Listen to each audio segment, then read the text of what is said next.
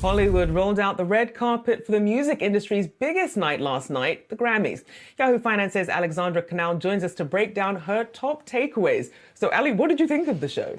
Well, Rochelle, I personally think the Grammys, they're one of the most fun award shows out there. It's always high energy. This year was no exception, and there were a ton of big moments. But for me, I'm going to focus on my top five. Number one, of course, being the queen, Beyonce. She now has the most Grammys of any artist with a record 32 wins after taking home Best Dance Electronic Album for Renaissance. However, she did not win Album of the Year, and probably the biggest surprise of the night, that top award went to Harry Styles for his album Harry's House, which also won Best Pop Vocal Album. So big congrats to Harry there. And then another big moment that stuck out to me was that star-studded 50 years of hip-hop performance with artists from Mary J. Blige and Queen Latifah to Nelly and Jay-Z all performing. And then on top of that, we had some pretty groundbreaking moments as well, like Kim Petras becoming the first transgender woman to win a Grammy for Best Pop Duo Group Collaboration for her song with Sam Smith,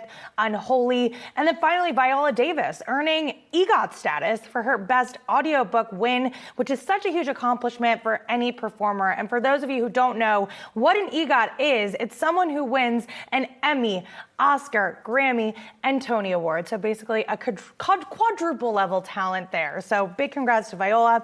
And overall, I think a lot of big moments, a few surprises, but I think a very memorable show at the end of the day.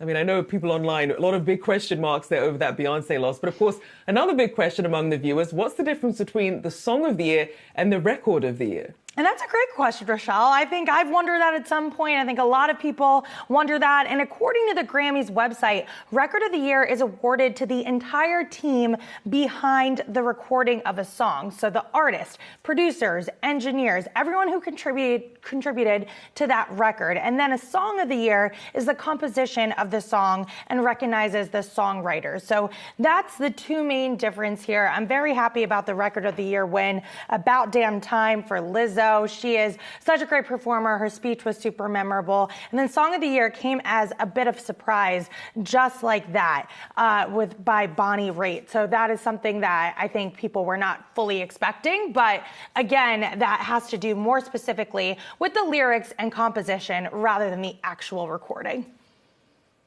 I know that category is one that my beloved Amy Winehouse won for Rehab back in the day. Did you have a favorite performance of the night? Mine was Stevie Wonder, but I'm biased because I absolutely love him. Did you have a favorite? I'm just going back to that 50 years of hip hop. I just think it was so iconic. There were so many artists that we haven't seen in a really long time. Jay-Z, I just love seeing him perform on stage. And we had that boycott of the Grammys not too long ago. So the fact that he came back and was on stage to perform this.